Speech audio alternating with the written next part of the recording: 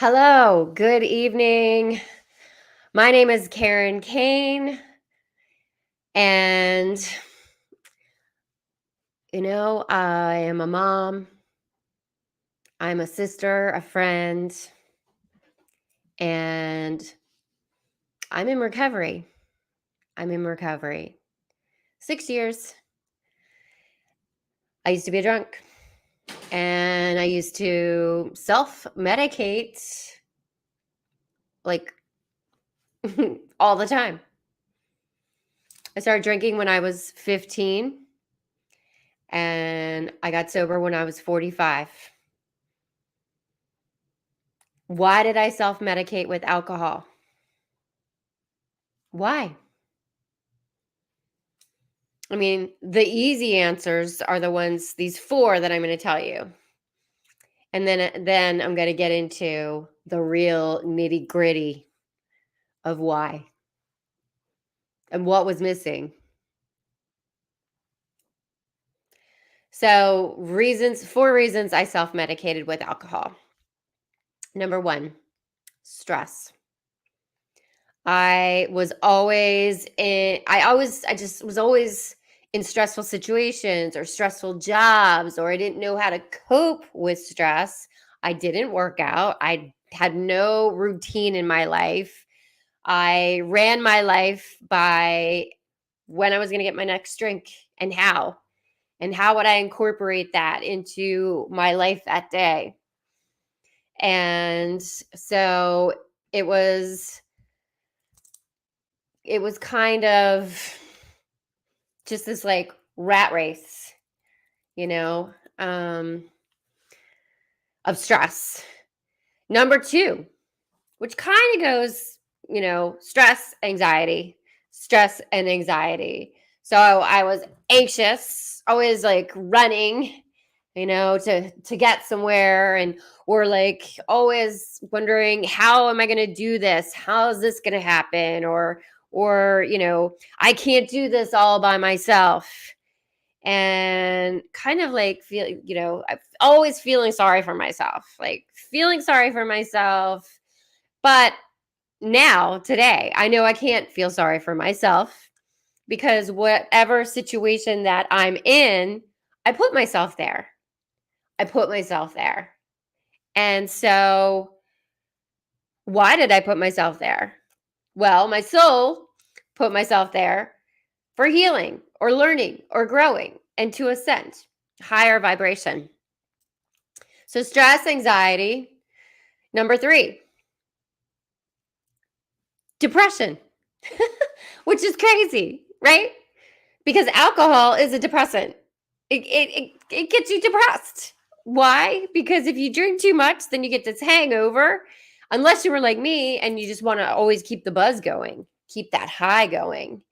And then, then you turn into an alcoholic.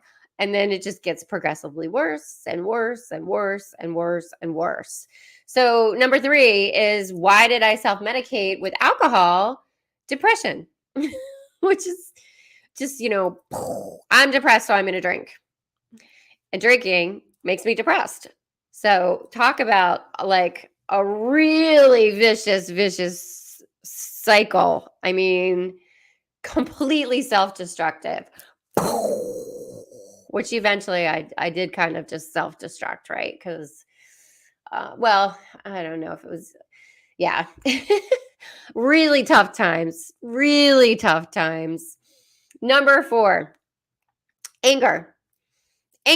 So if I got angry, I would use that as an excuse to drink, which is really crazy because, they do say like anger also, so drinking also creates anger. So it's like the whole thing is like crazy mindset, and it doesn't work. So I self-medicated with alcohol to help with stress. And honestly, it just makes it worse. You get more stress because you don't have your life together. You don't have your shit together. So your life is in shambles. You're like a mess. And then you have to drink more just to like get through your days. And toward the end, it was like just to wake up in the morning to like get rid of the shakes to put more alcohol in my system. So that was just, yeah, completely just not a good lifestyle and totally self-destructive. And I was never in a good place mentally. Never really in a good place mentally. Um, Never truly happy. Never did really anything for myself. Like I wouldn't treat myself to things. I didn't feel as if I was worthy of things, like worthy of shopping in nice stores or getting these shoes, or I was like I was putting myself in this like lack mindset. I was always living in this lack mindset. Just not good enough, or I gotta spend the least amount of money on myself, or where can I get the cheapest this or the cheapest that, or the least expensive this or least expensive that. And that's how I ran my life most of the time. So of course I was living in lack and limitation, because it's the law of attraction. So if you have that mindset, like where you never have enough, or you don't have enough money for that, or I can't afford that. When you're talking like that, the universe is listening, and that's just what you're going to get. You're going to get lack. And so now I pretty much just speak in affirmations and abundance all the time. Like I'm a money magnet. I am wealthy. I'm rich. I am abundant.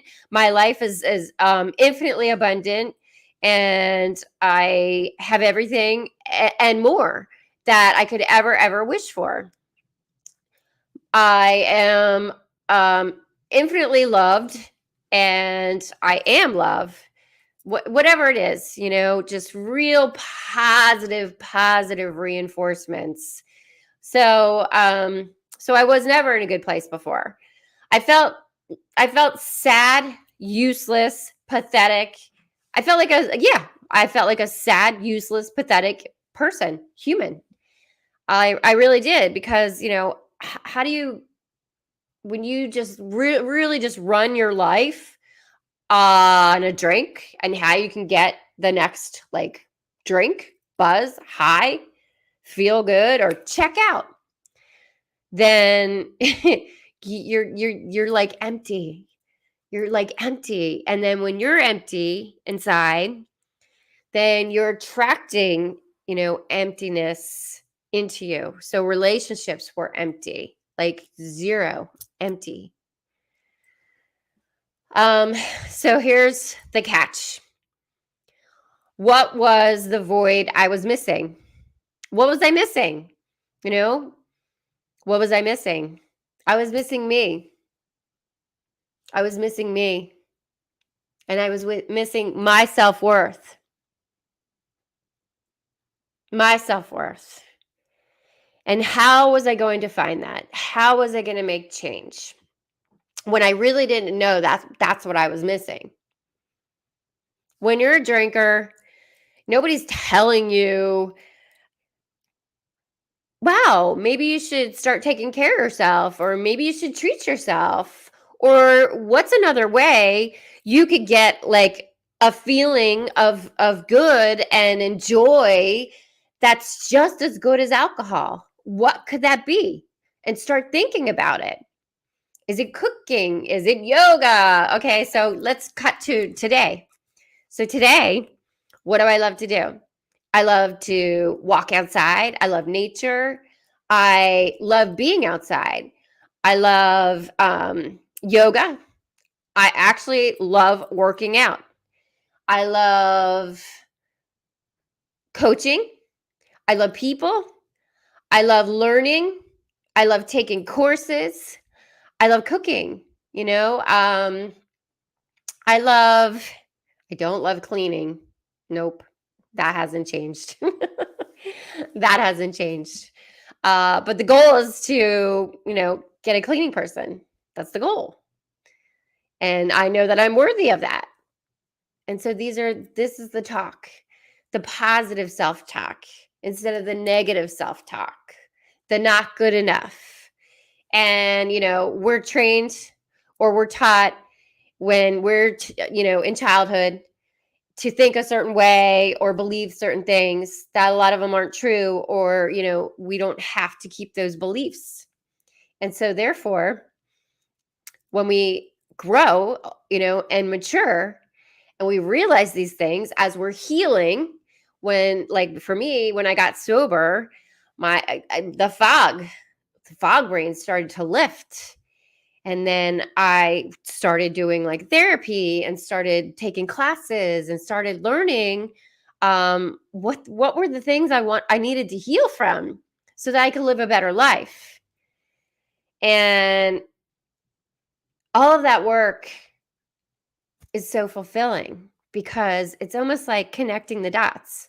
Like, you can't connect the dots in the future, but you can connect the dots from your past. And you can see how, like, timelines, how everything connected and certain reasons. It's pretty wild. So the self-worth factor is really number one. I had a hole. Inside, and that hole needed love. And where did that love need to come from?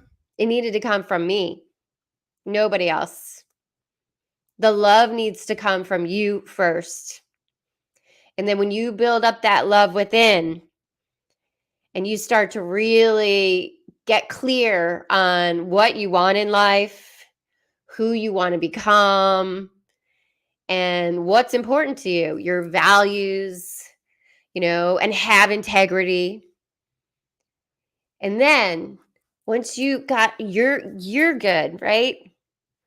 Then you can bring in and attract whatever it is that you want, your heart's desires. And it's a beautiful thing. And really, it is your movie. And you are the star. And if you're not the star, you better step back and go, like, wait a minute, who's actually like the star of my movie right now? Because if it's not you, then probably need to make some changes. So, when we give to others, we have to be full, whole first, honestly. We really do. And I used to think, oh, I need to attract my other half. No, no. I need to become whole. And then attract my partner who is also whole. And each whole people connect. And also, each of these people are made up of masculine and feminine qualities. So when we have that balance as well in each individual, so here, like one here, and then those are balanced, then it's really like cool. It's cool. All right, so I guess we should talk about, why I self-medicated and how did I get out of that? How did I get out of that? One day at a time. I was open and receptive to trying new things and to also be really ready to completely change my life. So there's one thing to stop drinking, and then there's another thing to, like, become someone else and change your life and not keep those things in your life that weren't serving you, or possibly even like triggers to take you back to drinking. And so I had to remove everything that was a trigger, and I had to really, really do some hard work, uncomfortable work. And I ended up starting to love exercise and replaced running. That was another thing. So I replaced drinking with activities that made me feel good. But they didn't depress me. They didn't make me angry. They relieved stress and anxiety. And so it did the opposite of what drinking did for me, or to me, let me say. Drinking to me, and these things do awesome things for me. That's a wrap for tonight. If you have any questions or comments, please feel free to reach out. You can sign up for a newsletter that is written for you on KarenKane.com. If you liked this video and this content, click the subscribe button and the bell, ding, ding, so that you will be notified if I go live or upload a new video. And I appreciate you. Super grateful. Oh, did I tell you the website? KarenKane.com? I think I did. Happy Monday. Have a magical, motivational, manifest. I don't even know. I must be tired. I am tired. All right, here we go. Motivational, magical, meatless, manifest Monday. Thanks for watching. Peace, love, and namaste. Be well. Bye.